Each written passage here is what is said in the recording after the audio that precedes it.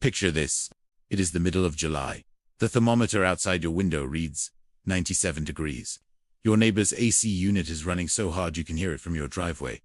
And inside your house with no air conditioner, no ceiling fan spinning, no electric bill doubling, it is 71 degrees. Not because of a gadget, not because of a trick, because of a chimney. Not the kind you were thinking of. There is a cooling system that was built into American homes for nearly a century before it quietly disappeared after 1923. It requires no power, no refrigerant, no maintenance contract, and no monthly payment. And the reason most people have never heard of it is not because it stopped working. It is because someone decided it was more profitable if you forgot it existed. I am going to show you exactly what it is, how it works, and how you can bring it back to a house you already own.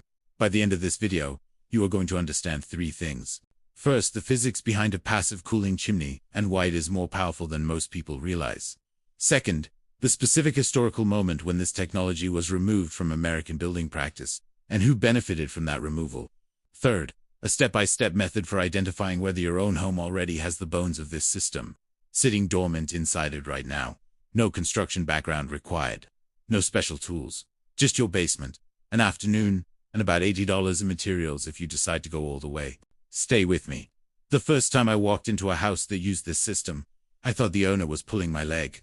It was a farmhouse in rural Virginia, built in 1889, owned by a retired schoolteacher named Margaret, who had bought it from the original family's estate in 1997. The house had no central air, no window units. Margaret had a single box fan sitting in the hallway that she said she almost never turned on. I stepped through the front door on an afternoon in late July expecting to be hit by the kind of stale trapped heat that older homes collect like a sponge. Instead, I felt a slow, steady current of cool air drifting across the floorboards. Not cold. Not like walking into a grocery store. More like stepping into a cave. Quiet. Deep. Constant. Margaret pointed to a cast iron floor grill near the base of the staircase. 8 inches by 12 inches. Decorative. Almost. Easy to mistake for a heating vent from a system that had been replaced decades ago. She said her late husband had restored it in 1988. After finding a reference to it in a construction manual from 1903, he had spent one weekend clearing a block shaft and cutting a new intake in the basement. That was the last summer they ran any kind of powered cooling in that house. I knelt down and held my hand over that grill. The air coming out was 56 degrees. Outside it was 94. That is when I started taking this seriously. The system has gone by several names across different regions and different eras. Some old construction manuals call it a summer shaft. Some early 20th century builders called it a draw flue. In parts of rural Pennsylvania and Ohio, families who had used it for generations simply called it the cool chimney. It is not a fireplace. It burns nothing. It has no moving parts. It is a vertical shaft, usually brick or stone, that runs from the lowest point of a home's foundation all the way up through the roof.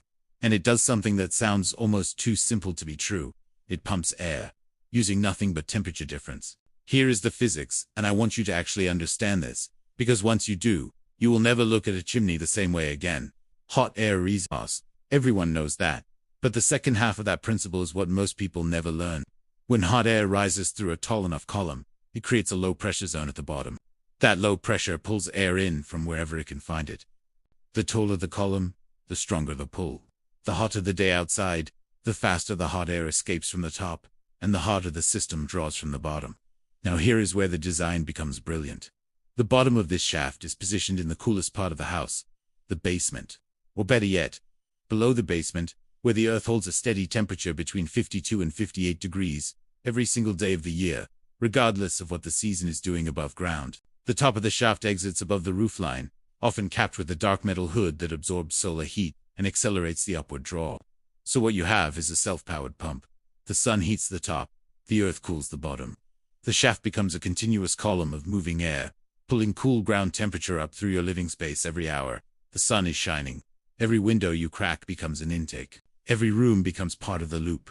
On a properly built system, the interior temperature drop on a 95-degree day runs between 15 and 22 degrees, depending on your home's layout, your shaft height, and whether you add the enhancements I will get to in a few minutes.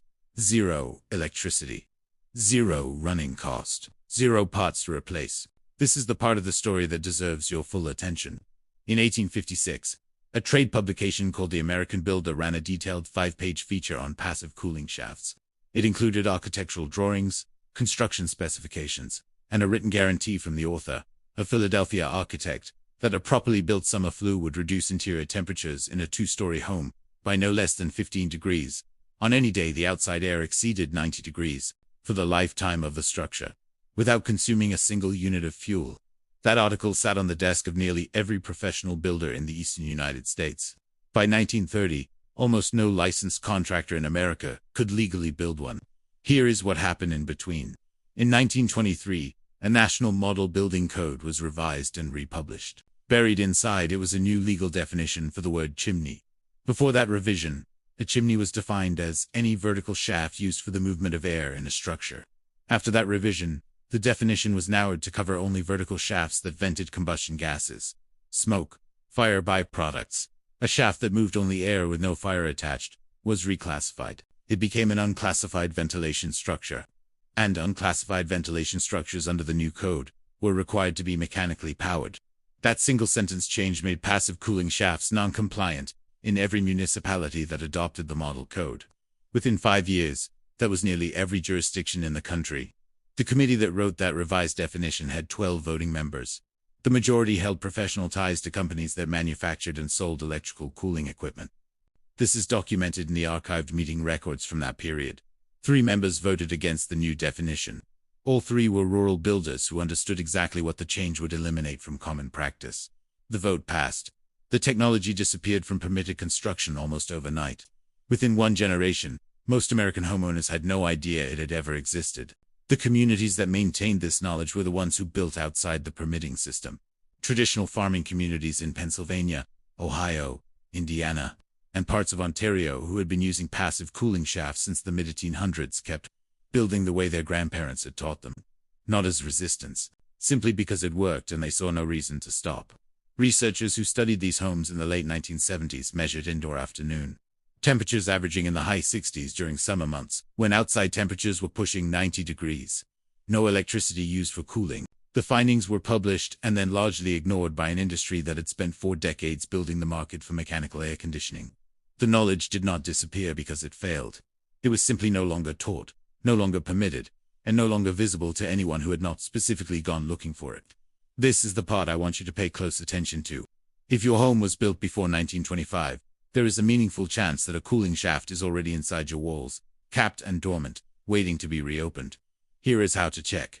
Go outside and look at your chimney from a distance. A standard fireplace chimney will have 1 or 2 flue openings at the top, centered on the cap.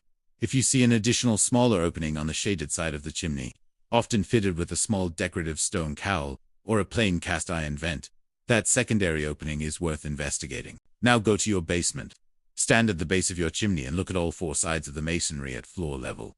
If you find a small iron door or a wooden panel on the side that does not face your old furnace or fireplace cleanout, that is almost certainly an intake damper. Finally, walk your ground floor and look for cast iron floor grills that are not connected to any visible duct system. If pressing your hand over one of them produces no airflow from any mechanical system in your home, and if the grill is positioned within roughly 10 feet of the chimney mass, you may be looking at the discharge point of an intact cooling shaft. I have walked through older homes in New England, in the mid-Atlantic states, in the rural South, and in parts of the Pacific Northwest. In homes built before 1920, I find evidence of these systems more often than most people would expect. The owners almost universally have no idea what they are looking at. If you find an intact system, the restoration process is straightforward. Start by having a chimney professional inspect the shaft for structural integrity. If the masonry is sound and the flue liner is intact, you are looking at a cleaning and uncapping job. In most regions that runs between $300 and $1,200 depending on how long the shaft has been sealed and how much debris has accumulated. Once the shaft is clear, open the basement intake. A louvered metal grate from any hardware store will do. Cut a matching vent at the top of the shaft inside your attic space. On the exterior cap, paint the metal surface flat black. That single detail raises the cap temperature by 30 to 40 degrees in direct sun and significantly accelerates the upward draw inside the shaft. Open 1 window on the ground floor on the shaded side of your house. Open 1 window on the second floor on the opposite side. Within about 20 minutes you will feel the system begin to move air. Now here is where it gets genuinely interesting. Because a restored cooling shaft is only the beginning. The builders who developed these systems over generations discovered that pairing the shaft with a specific underground feature could transform a ventilation system into something closer to natural refrigeration. It is a stone-filled chamber dug directly beneath the base of the shaft in your basement floor, about 3 feet deep and 4 feet across, filled with smooth river stones, nothing else. Here is what those stones do. On summer nights, when outdoor temperatures drop into the 60s, the cooling shaft reverses its draw slightly. Cool night air sinks into the basement and settles across the stones. River rock and limestone have significant thermal mass. They hold the cool they absorb overnight. By morning, those stones are sitting at roughly 50 degrees. All day, as your shaft pulls air up through the house, that air passes over the cooled stone bed first. The stones release their stored cold into the moving air before it reaches your living space. It functions like a natural cooling coil that recharges itself automatically every night for free. The construction is simple. Dig the hole beneath your shaft intake. Line the sides with flat stone or brick. Fill it with smooth rounded rocks between 3 and 6 inches across. Avoid sharp crushed gravel. The irregular edges restrict airflow. Cover the top with an open wooden grate. That is it. The system begins working the first night. Within 2 weeks, most homeowners notice something unexpected. The mustiness that plagues most older basements begins to disappear. Stagnant, humid air is what creates that smell. A working shaft moves air constantly. The basement dries out. Some homeowners have reported watching fieldstone cellars that had been damp for decades go completely dry within a single cooling season. One more enhancement and then I am going to bring this home. On the hottest days of summer, when your shaft is drawing hardest, hang a dampened linen cloth across your basement intake grate.